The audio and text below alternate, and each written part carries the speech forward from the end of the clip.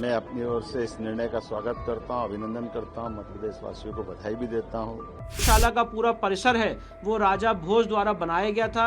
जो यहाँ पे मुस्लिम समाज के लोग गलत ढंग से नमाज अदा करते आए हैं, उस 7 अप्रैल 2003 के ऑर्डर को, उस भाग को कोर्ट ने आज खारिज कर दिया। सुप्रीम कोर्ट जाएंगे। दोनों याचिकाकर्ताओं ने तय कराए, उनके वकील हैं अशर वारसी और एक वकील है जावेद, और इन सब वकीलों ने और भी एक बड़ी टीम है जिसने तय करा है कि सुप्रीम कोर्ट जाएगी। सर, आज एक बहुत बड़ा निर्णय आया। माननीय न्यायालय द्वारा वर्षों पुराना भोजशाले प्रकरण का जो निर्णय दिया है, मैं माननीय न्यायालय के माध्यम से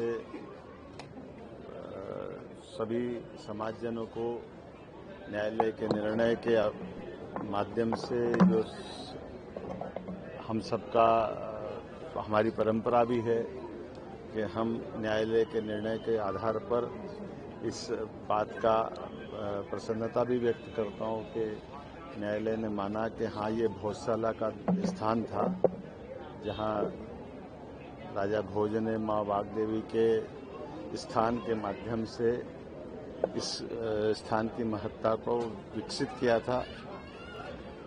मैं अपनी ओर से इस निर्णय का स्वागत करता हूं, अभिनंदन करता हूं, मध्य प्रदेश वासियों को बधाई भी देता हूं और सभी लोगों से अपील करता हूं कि इस निर्णय को सिरोधार्य करके एक ऐसा समाधान दे जिसके बलबूते पर हमने देश के अंदर अयोध्या में भगवान राम के देवस्थान के समय पे भी न्यायालय के निर्णय के आधार पर सामाजिक सौहार्दता की उत्कृष्ट मिसाल हासिल की थी।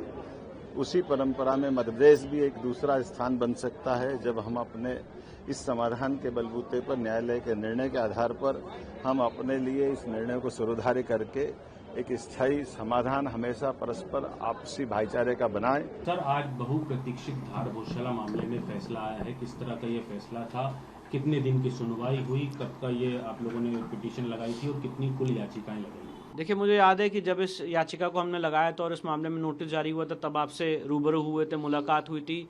11 मई 2022 का वो दिन था जब इंदौर हाईकोर्ट ने इस मामले में पहली बार नोटिस जारी किया था, इस मामले को एडमिट किया था और फिर उसके बाद इसकी सुनवाई शुरू हुई। इसके बाद हमने यहाँ पे एक एप्लीकेशन दी थी जिसमें हमने मांग की थी कि यहाँ पे आर्कियोलॉजिकल सर्वे ऑफ इंडिया द्वारा सर्वे किया जाए।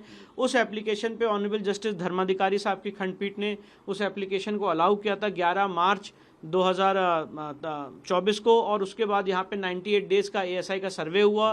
2100 पन्ने की एएसआई की रिपोर्ट आई। ये मामला सुप्रीम कोर्ट गया, फिर सुप्रीम कोर्ट ने वापस इस मामले को अल्टीमेटली इंदौर हाईकोर्ट भेजा कि इसका फाइनल डिसीजन दिया जाए। इंदौर हाईकोर्ट में 6 अप्रैल से इस मामले की लगातार सुनवाई हुई, बीच में जो छुट्टियां पड़ी वो अलग है। और फिर उसके बाद आज इंदौर हाईकोर्ट ने इसमें बहुत ही ऐतिहासिक फैसला दिया है। राम मंदिर के जजमेंट के बाद ये दूसरा ऐसा फाइनल निर्णय है जो हाईकोर्ट से आया है और आज इतने दिन की सुनवाई और 2022 से लगातार 4 साल की इस लीगल कार्रवाई के बाद आज ये बात सिद्ध हुई है, स्पष्ट हुई है कि जो भोजशाला का पूरा परिसर है वो राजा भोज द्वारा बनाया गया था। ये एक माँ वाग्देवी, माँ सरस्वती का स्कूल रहा है, स्कूल ऑफ संस्कृत लर्निंग रहा है, उनका मंदिर रहा है और जो यहाँ पे मुस्लिम समाज के लोग गलत ढंग से नमाज अदा करते आए हैं, उस 7 अप्रैल 2003 के ऑर्डर को, उस भाग को कोर्ट ने आज खारिज कर दिया है और हमारे जितने आर्गुमेंट थे कोर्ट ने उस बात को एक्सेप्ट किया है। और जो माँ सरस्वती, माँ वाग्देवी की आज प्रतिमा ब्रिटिश म्यूजियम लंदन में रखी हुई है, कोर्ट ने यह भी कहा है सरकार से कि वो उसको कंसिडर करें कि उसको वापस लाया जा सके।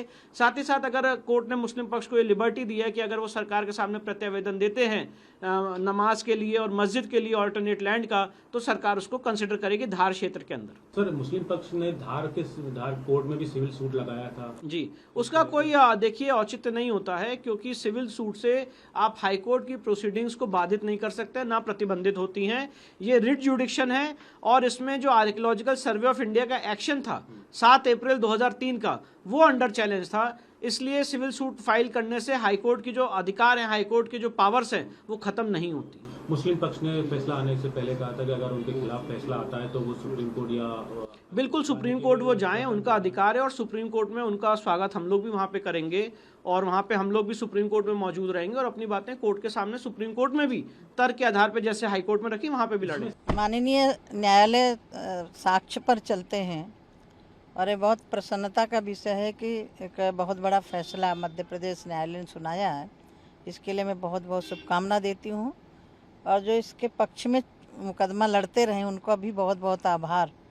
और ये केस जीता जागता उदाहरण था, लेकिन किन्हीं कारणोंवश उसमें फैसला नहीं आ पा रहा था। और ये बहुत खुशखबरी है जिस फैसला आया है हिंदुओं के पक्ष में। फैसले का स्वागत है। भोजशाला में जो फैसला मध्य प्रदेश उच्च न्यायालय द्वारा आया है उसका स्वागत करते हैं। सदैव सत्य की जीत होती है और सत्य की जीत हुई। भोजशाला का निर्णय पूरे हिंदू समाज की, सनातन धर्म को मानने वालों की और देश की अस्मिता की जीत है।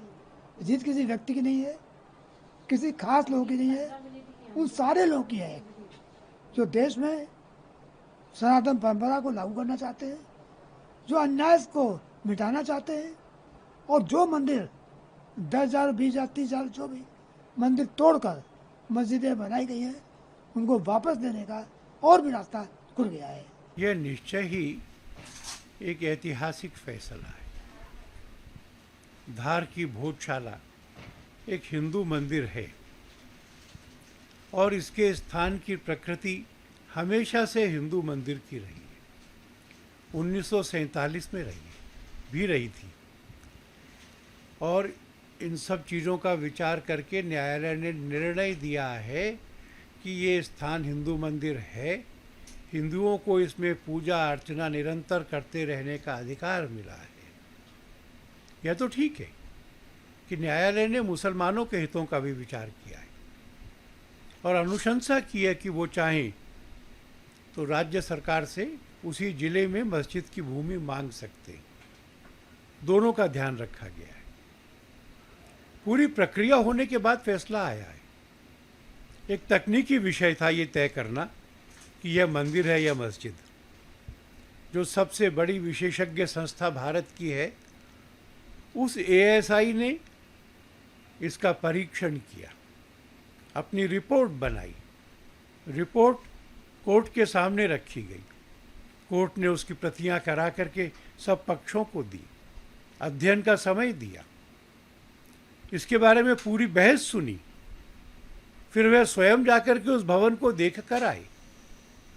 इस लंबी और निश्चित प्रक्रिया का पालन करने के बाद में वह अपने निर्णय पर पहुंचे हैं। देखिए, उस फैसले से अभी हम लोग सहमत नहीं है क्योंकि वो ASI की रिपोर्ट के ऊपर फैसला दिया है, जिसके ASI की रिपोर्ट पर हम लोगों को पहले ही संदेह था और पहले ही वहाँ के जो याचिकाकर्ता थे उन्होंने उस पर आपत्तियाँ लगा दी थी।